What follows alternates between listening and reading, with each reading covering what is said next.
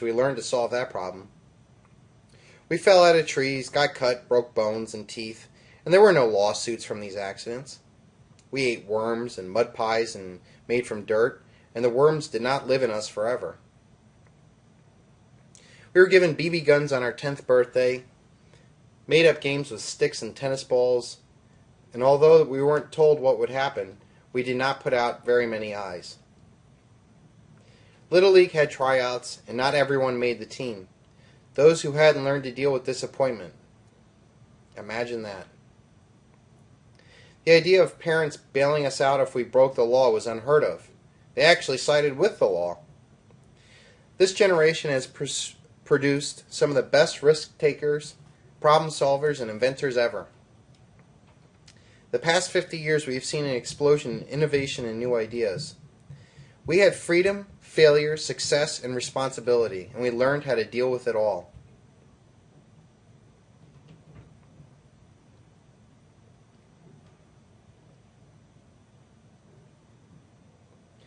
Look at how our society has changed. We had bright, imaginative kids, smiley, athletic, in good shape, good health, not sick all the time. And look what we have become.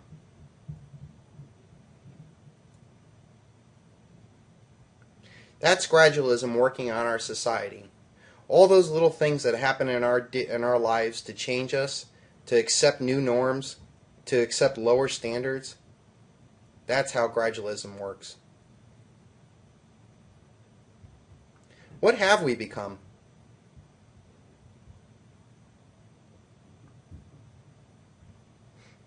Here's this pretty girl. She's obviously in the military. 20 or 30 years ago, she probably wouldn't be in the military, but if she did, she certainly wouldn't be like this. These series of photos have disturbed me ever since I found them. This girl looks like she's bright, intelligent, and yet morbidly deranged. To be smiling so near all these injuries and deaths and giving a big thumbs up. I even found this picture of the family of the dead person that she's given the good thumbs up to. I wonder how her family would feel if somebody did that to her. USSA.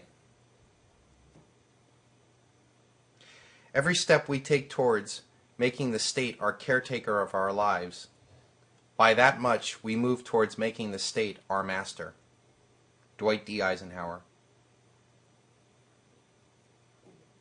Karl Marx created 10 steps in the Communist Manifesto necessary to destroy free markets and constitutional republics. To each according to his needs, from each according to his ability. This is the foundation of slavery. Marx hated the bourgeoisie, the middle class, and called them the gross merchants of exploitation.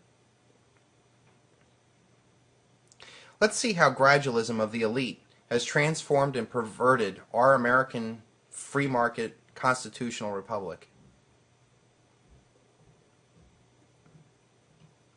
Number 1 of the Communist Manifesto, the abolition of private property and the application of all rents of land to public purposes.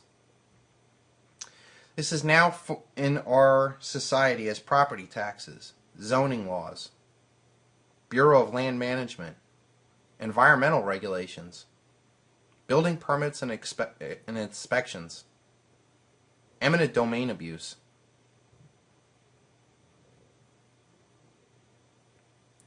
Number 2, a heavy progressive or graduated income tax.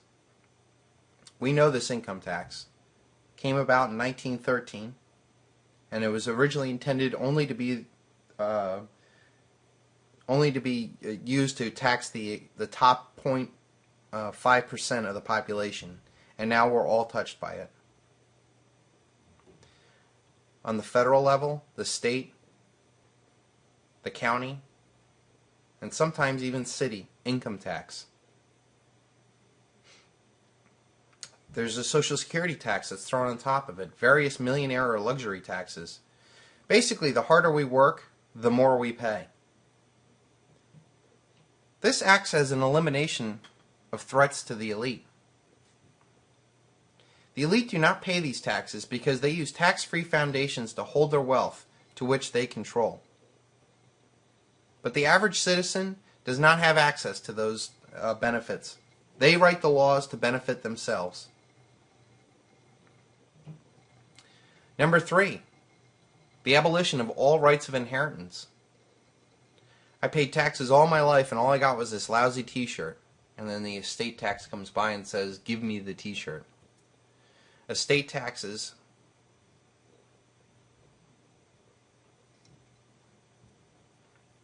Number 4 is confiscation of the confiscation of property of all immigrants and rebels. Government seizures, tax liens, IRS confiscation of property without due process. They can literally go into your bank account and take your money without even warning you. Assets forfeiture laws. Right now they're used on terrorists, but is it really a stretch of the imagination to think that one day they're going to use it on quote-unquote patriots? Number 5 of Karl Marx's Communist Manifesto, the centralization of credit in the hands of the state by means of a national bank with state capital and exclusive monopoly. The Federal Reserve is a private-owned bank, but that, again, serves the elite's interests. They get to issue fiat currency, and they practice and maintain fractional reserve banking. These are the main tools of control, because if you can control the currency, you can control the nation.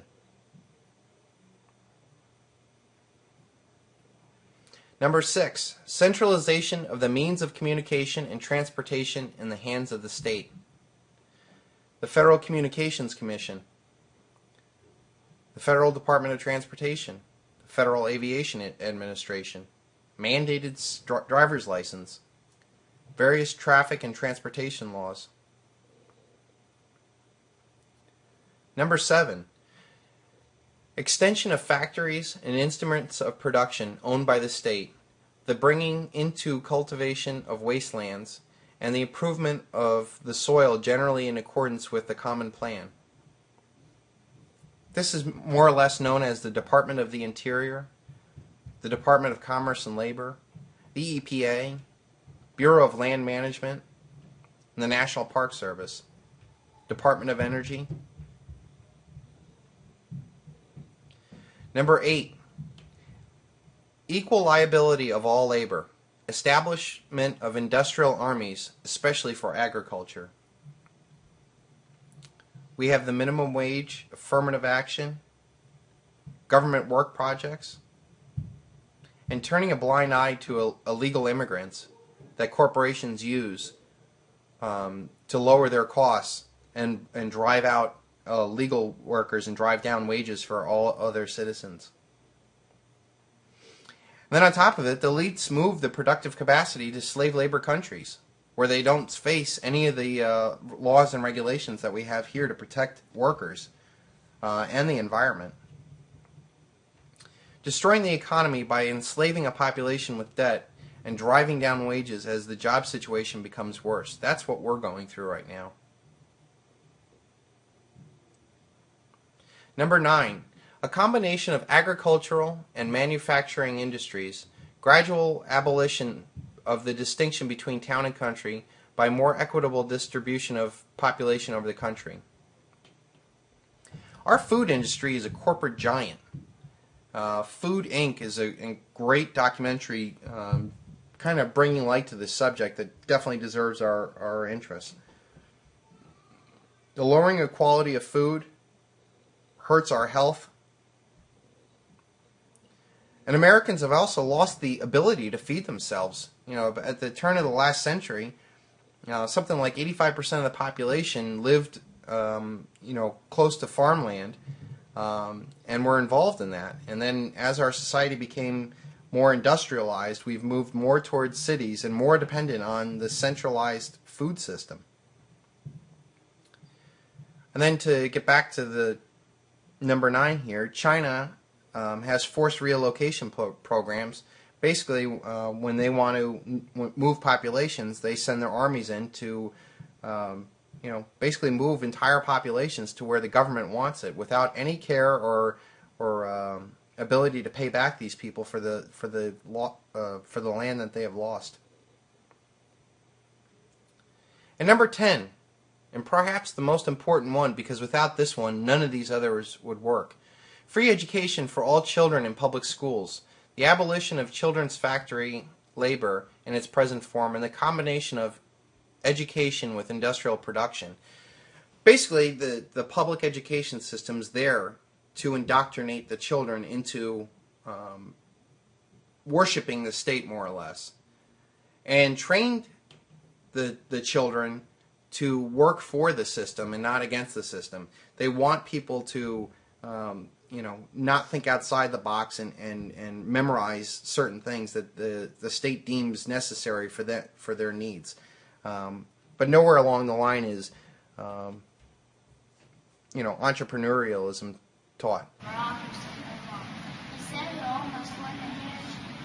So here's this video I'm sure you've seen of the young kids being indoctrinated with Obama. And I don't care if it's Obama or Bush, this is not the role of our schools. He said we must take a stand to make sure everyone gets a chance.